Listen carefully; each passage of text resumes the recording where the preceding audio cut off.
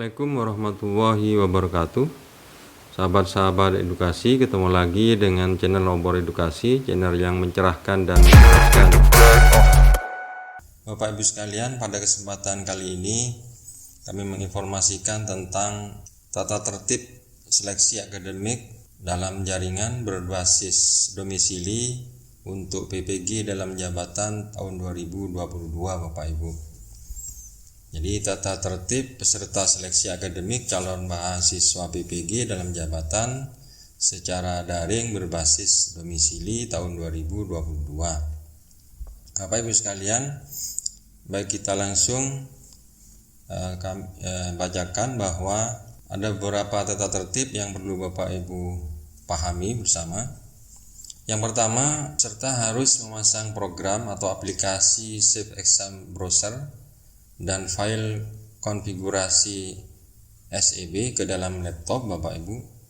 Jadi peserta yang belum memasang program atau aplikasi ujian akan dibatalkan ujiannya pada sesi tersebut katanya. Kemudian yang kedua, peserta harus masuk di ruang Zoom paling lambat 30 menit sebelum pelaksanaan ujian Bapak Ibu. Yang ketiga, peserta harus mengikuti ujian sesuai jadwal dan waktu yang sudah ditentukan.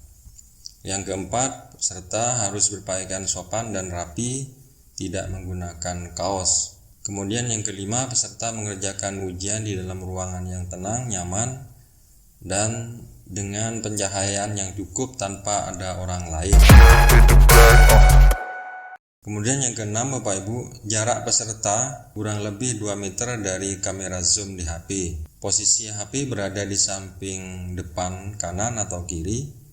Meja harus dibersihkan dari barang-barang selain laptop, botol atau gelas air minuman transparan, obat-obatan pribadi bagi peserta yang sedang sakit, atau kertas kosong. Laptop harus bersih dari kabel lain kecuali kabel charger, Bapak Ibu.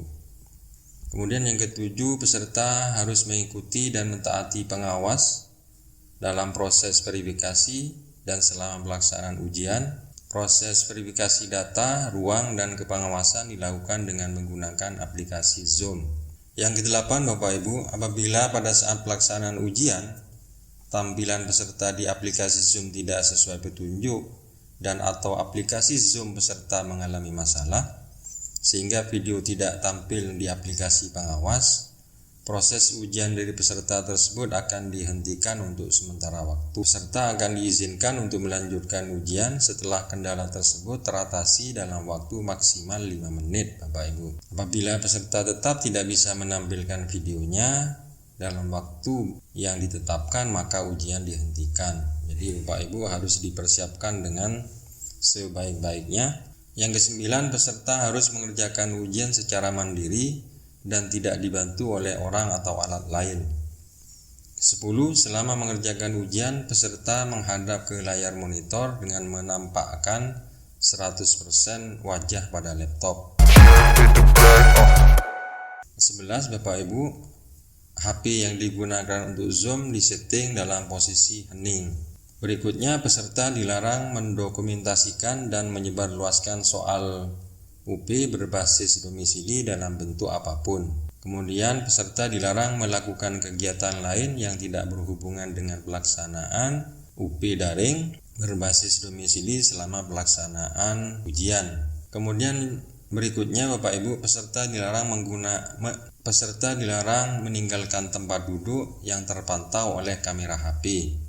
Yang 15, peserta dilarang pergi ke toilet selama ujian berlangsung. Bapak Ibu silahkan lakukan sebelum dan atau setelah ujian jika ingin ke toilet Bapak Ibu.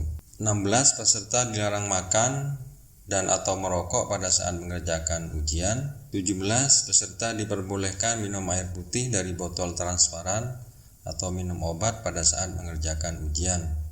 Silahkan disiapkan terlebih dahulu dengan sebaik-baiknya Bapak Ibu.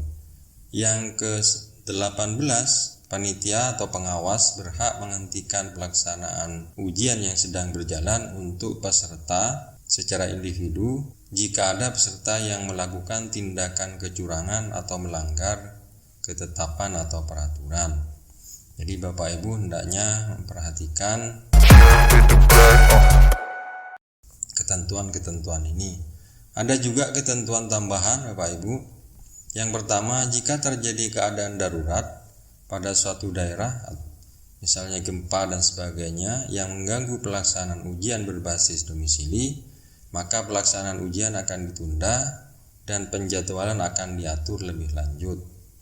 Yang kedua, jika terjadi gangguan pada server ujian, panitia akan menginformasikan keadaan tersebut kepada peserta ujian dan menghentikan pelaksanaan ujian selama maksimal 60 menit.